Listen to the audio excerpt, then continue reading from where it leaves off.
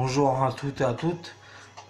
Voilà, je m'appelle Robin, j'ai 33 ans. Je voulais parler de mon vécu psychiatrique, car on a eu des nombreux. Voilà, ça a commencé à 16 ans. Voilà, on a chaud, ça n'a pas duré longtemps, ça a duré une semaine pour des violences bourrées. J'étais un petit con. Je vais pas me victimiser non plus et dire que c'est la faute des autres. J'ai foutu la merde aux urgences et je me suis retrouvé une semaine en HO et j'ai fait ça à la justice. Mais c'est pas ça que mon propos, c'est les propos du Risperdal en fait. C'est un médicament qui te tue une personne, qui te brise une personne, qui t'en fait un vrai. Parce que moi, je viens de Sabrieux et je pense que dans ma rue, on avait peur de moi. Et c'est pas une gloire et je le regrette actuellement. Mais je pense que beaucoup me respectaient et beaucoup ne me respectent plus maintenant. Parce que à 20 ans, en fait, j'étais en Italie avec mes parents. Des très belles vacances. C'est d'ailleurs actuellement mon meilleur souvenir de vacances. Et j'ai commencé à m'intéresser à la religion chrétienne d'abord, musulmane que j'ai actuellement, même si je suis dans haram parce que je bois beaucoup d'alcool. Mais quand j'écoute des sourates, ça me parle actuellement. Mais quand j'avais 19 ans, voilà, je me sentais bien dans ma peau. C'est Dieu qui me, voilà, et c'est Dieu qui me parlait. Et il s'est passé un truc, c'est que j'ai rompu avec ma petite copine d'enfance. Je citerai pas son nom, que je salue au passage ce regard-là, que j'aimais beaucoup, que j'étais très amoureux. Et voilà, comme on dit, premier amour, amour toujours, hein, c'est normal quand on est jeune, quand on perd sa petite copine, on est triste. J'avais beaucoup bu d'alcool et j'étais triste et j'ai pété un plomb et j'ai rien fait de grave. J'étais juste posé devant chez elle et voilà, la police est arrivée, je me suis fait embarquer et j'ai fini sur Risperdal. Alors là, c'est le début de l'enfer. Là, c'est la fin, c'est la fin des fins. Parce que le Risperdal, ils vont vous dire, oui, c'est un médicament bien, mais je n'entendais pas de voix, hein, je veux dire, mais ça vous affaiblit une personne. Quand vous vivez avec des chiens, bon voilà, si vous connaissez un peu du vécu de vie de pauvre, je veux dire, je vais pas dire de vie de rue, mais de vie de pauvre, vous savez comment ça se passe. C'est très dur. Voilà, faut être costaud quoi. Et le Risperdal, ça vous a fait le beaucoup. J'avais 20 kilos j'étais costaud. J'ai pris énormément de poids et j'étais énormément triste. J'ai eu une HDT de 10 mois de menaces sous prison, alors que avec du recul, je n'avais pas à faire de prison, je n'avais rien fait. À la limite, ils pouvaient me coller un ébriété sous état public. Voilà, c'est ce qu'ils pouvaient me faire. Et à l'heure actuelle, ça ferait rire tout le monde. Et voilà, mais je n'avais, voilà, j'avais juste perdu ma petite copine à la base. Et c'était du chantage de prison. C'était 10 mois d'HP où je me rappelle que quand j'ai eu un transfert dans un établissement un peu plus libre, j'ai pris un gros bol d'air parce que c'était à l'époque où on pouvait fumer des cigarettes encore, il n'y a pas la loi de 2005, on pouvait fumer des cigarettes, on fumait des cigarettes dans l'établissement et on ne sortait pas. Et quand j'ai été transféré vers un établissement de ma ville, j'ai respiré un gros bol d'air et je m'en rappellerai toute ma vie. Je pense que c'est des choses qui marquent. Voilà. Je ne dis pas que je n'ai pas fait d'erreur, que je n'étais pas un jeune con, mais le Risperdal c'est très dangereux et les médicaments qui vont avec, et notamment ce que j'ai fait plus tard, c'est que au bout de quelques mois, je me sentais très mal. J'avais les muscles contractés. Je veux pas goûter les bobas, ça me fout le seum. Désolé. Et Et ça foutait des contractures dingues dans les muscles et il me croyait pas. Il disait, il mentait, il ment, celui-là il ment. Mais celui qui a pris les risques par là, il me comprend. Il sait que ça fait mal physiquement. Il sait que ça fait très très mal physiquement, qu'on est très mal. Et j'essayais de lire des livres. Je lisais à l'époque Berlin Werber, L'Empire des Anges, un roman, rien d'ésotérique, hein, voilà. Et on me questionnait quand même là-dessus. Alors, pour la petite question de l'auteur, peut-être qu'ils vont me coller un procès d'intention, mais voilà, c'est l'Empire des gens, c'était la trilogie des gens. Voilà, il y avait rien de grave. J'essayais d'avoir les neurones connectés, et petit à petit, j'ai trouvé un refuge dans l'alcool. Ça me détendait les muscles.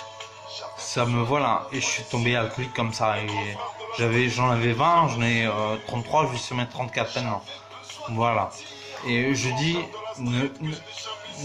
ne vous laissez pas faire en psychiatrie. Vous avez des droits, et surtout, si Dieu le veut, vous avez une famille qui, parce que ce qu'ils vont faire en premier, c'est essayer d'embobiner votre famille et leur dire oui, mais oui, c'est le shit. Bah oui, je sais bien que le shit c'est de la merde.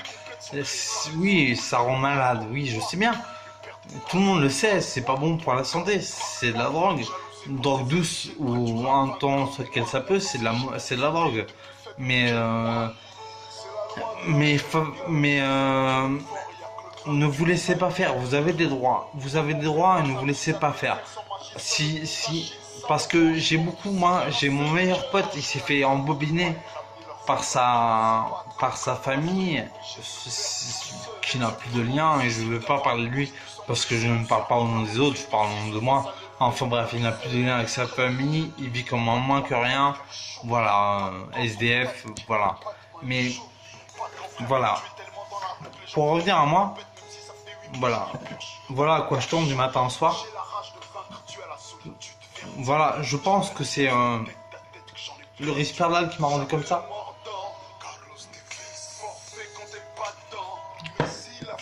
Le moyen de détente, mais c'est l'addiction aussi. Et ça rend très dépressif, un état dépressif, on se sent malheureux. Quand on prend du Risperdal, et je parle aux plus jeunes parce que moi voilà, j'attends plus grand chose maintenant.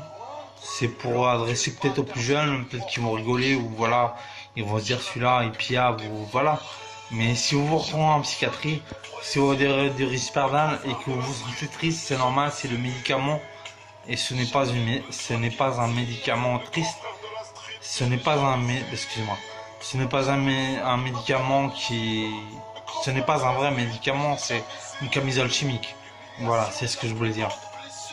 Et ça fait, voilà, c'est pas forcément pour moi, pour mon ego que je fais pour cette vidéo. C'est pour la prévention du Risperdal et des droits que vous avez quand vous êtes en HO. En HO, vous n'en avez pas parce que c'est le préfet qui vous met de mon époque en tout cas, qui vous met en psychiatrie. Mais HDT, c'est un tiers, ça veut dire n'importe qui. Vous avez des droits, vous n'êtes pas une merde. Parce que quand vous allez arriver en psychiatrie, on va vous faire que vous vous rabaissez du matin au soir. Sans parler que c'est mort. Qu'il n'y a rien. Qu'il n'y a pas de télé. Il y a un lit, c'est cloué au sol. Il y a des barreaux aux fenêtres et c'est la merde. Voilà. Et voilà, moi j'en ai fait des années cumulées. Je ne m'en vante pas. Ce n'est pas une fierté. Ce n'est pas une honte non plus. C'est ma vie. Elle est telle comme elle est. Voilà, j'ai fait du mal aux gens, Dieu le sait et je m'expliquerai devant Dieu, mais voilà. Mais ce n'est pas envers la psychiatrie que j'exprimerai mes remords, parce que la psychiatrie m'a fait beaucoup de mal aussi. Elle m'a fait de moi quelqu'un que j'étais. Quand j'étais petit, j'étais un enfant qui aimait beaucoup le basketball. J'aime toujours le basketball. Let's go Steelers. Let's go 6, hein, voilà, on est en les playoffs 2019 là. Voilà, j'étais quelqu'un qui se démarrait pas trop mal. Je veux pas dire, ça fait cliché de dire, voilà, j'aurais pu faire comme mon vécu. Mais en psychiatrie, vous avez des droits, ne vous laissez pas faire. Parce que la première chose qu'ils vont faire, c'est vous écraser, les infirmières, elles sont au burn-out parce que c'est des conditions de merde. Je ne dis pas que c'est un boulot facile, mais moi j'ai entendu en me levant, il n'y a pas de mort, c'est une journée tranquille. Des infirmières qui disaient ça. Tu te crois dans un EHPAD ou quoi, ou sans respect de manquer de gens aux EHPAD. Il n'y a pas de mort, c'est une bonne journée. À 6 heures du matin, tu vois, quand on te réveille. Et voilà, voilà. Je dis pas qu'il y a des conditions faciles, mais quand on entend ça et que tu es déjà meurtri, parce que si tu es en psychiatrie, c'est que tu as des problèmes que tu as mal au cœur, tout simplement. Et voilà,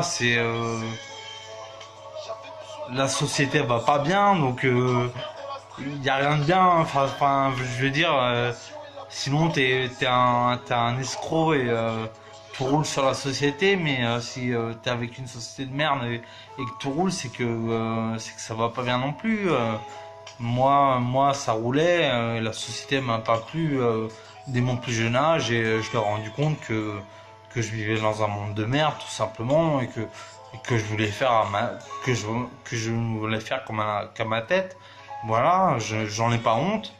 J'en ai peut-être des regrets aujourd'hui, mais j'en ai pas honte. Voilà, c'est ça que je voulais dire. J'en ai pas honte. Et ouah, ça fait beaucoup là, mais ça fait beaucoup. Mais je veux dire que quand vous rentrez en psychiatrie, moi j'en vois beaucoup quand je fais des allers-retours. Hein, voilà, des fois ça m'a demande aussi, parce que on devient codépendant. Ils disent n'hésite pas à revenir, mais ça ne sert à rien. Buvez du thé, buvez du thé. Dès qu'on s'intéresse, dès qu'on est blanc et qu'on s'interroge à la religion ou même pas, ça pose des problèmes. Alors ça c'est un gros tabou parce que déjà d'une, je vais revenir sur ce deuxième problème. Quand il y a 1%, quand il y a 50% des Français qui font des insomnies, qui n'arrivent pas à dormir et qui roulent sur somnifères, voilà, il y a déjà ça. Quand on parle de l'islam, du christianisme, des religions qui se parlent du soir au matin, ne nous foutez pas dans l'eau. Chacun a ses croyances. Moi, je n'ai jamais dérangé mes croyances. Alors, à l'heure d'aujourd'hui, je ne sais pas. Je suis entre le catholicisme et le musulman. Ça peut paraître, peut-être certains vont rigoler, mais je me cherche encore. Mais je crois en Dieu. Je crois en un être supérieur et voilà, ça n'engage que moi. Et il n'y avait pas de quoi enfermer quelqu'un. Je veux dire, voilà quoi. Peut-être que j'ai fait des trucs de fou, mais voilà. Mais en tout cas, en psychiatrie, vous avez des droits. C'est comme en prison. C'est comme vous avez des droits. Vous avez des droits. Je vais couper la musique. Parce que vous avez des droits, hein, mais ne prenez. Vous avez des droits aux informations, surtout parce qu'on va vous donner des médicaments. Et les médicaments, vous avez des droits à savoir ce que c'est et les effets ce que ça va vous apporter. Parce que il y a des médicaments, je vais pas jeter la mauvaise pierre et dire c'est pas bien. Il y a la médecine qui fait du bien, mais il y a des effets secondaires. Et le Risperdal, c'est un médicament où moi je peux en parler. Ça va faire 15 ans, bientôt 15 ans, oui, que j'en prends, 14 ans. Et vous avez de la dépression, de la peur quand vous allez sortir dans la rue, mais vous n'avez pas à accepter, si vous n'êtes pas sous contrainte médicale, de le prendre. Voilà, faites bien attention. Parce que moi, j'ai mon meilleur pote, et je ne citerai pas son nom, et big up à lui, aujourd'hui, qui était au plus bas que terre, qui, euh, qui était sous Risperdal, qui a fait un sevrage. Il avait mis un an. Et moi, quand j'essaie de faire un sevrage de plus de 3 jours de Risperdal, depuis que shit, que le tabac, que l'alcool, que tout, je suis mort. C'est inconsidérable, il y a une dépendance folle au Risperdal. Et voilà quoi. Et lui, il s'en est sorti et maintenant il a un travail.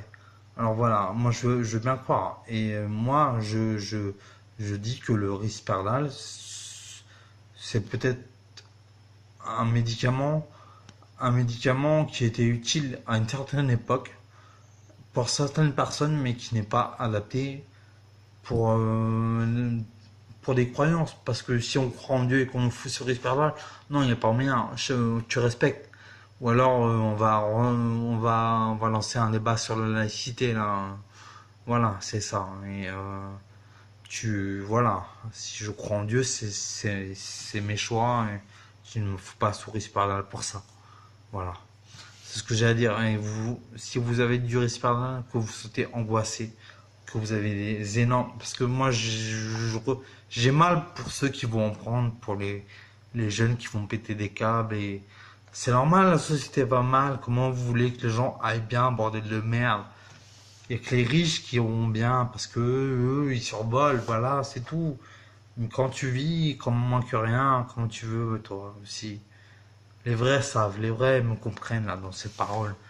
Mais voilà, c'est chaud aussi. Les Risperdal, ça compresse les muscles, là. Ça fait prendre du poids, et voilà. Mais vous avez des droits en psychiatrie, voilà. Et n'hésitez pas. Je vais pas donner mon nom parce que voilà, j'ai déjà eu des problèmes, voilà. Et moi, je suis parano. Si ça rend parano, le Risperdal. Et j'avais déjà de la paranoïa avant, parce que je vais pas non plus tout mettre sur le Risperdal. Mais j'avais déjà de la paranoïa avant. Mais ça rend encore plus parano et anxieux. Mais n'hésitez pas à partager. On reste voilà. Si t'as rien à dire, tu fermes ta gueule, hein. Voilà, hein. Si t'as rien à dire, moi je m'adresse à ceux qui connaissent la psychiatrie. Voilà, cette vidéo elle est faite pour ça. Voilà, qu'elle est faite pour ceux qui connaissent la psychiatrie, ceux qui connaissent un peu le milieu, ou qu'on des proches, voilà. N'hésitez pas à venir m'en parler. Si c'est du pur troll du Kikola, voilà, non, je veux rien dire. Voilà, faut rester dans Dieu, quoi. Voilà. Allez, bonne soirée. Et portez-vous bien. Que Dieu vous veille.